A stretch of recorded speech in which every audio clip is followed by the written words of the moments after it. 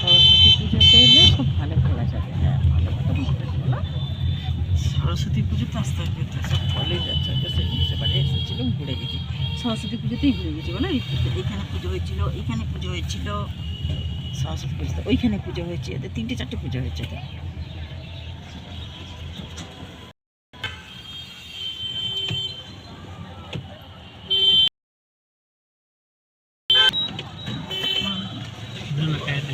আচ্ছা আচ্ছা, আধ ঘন্টা খেয়ে নিয়েছে আমাদের ওখানে, বসে বসে সব জমে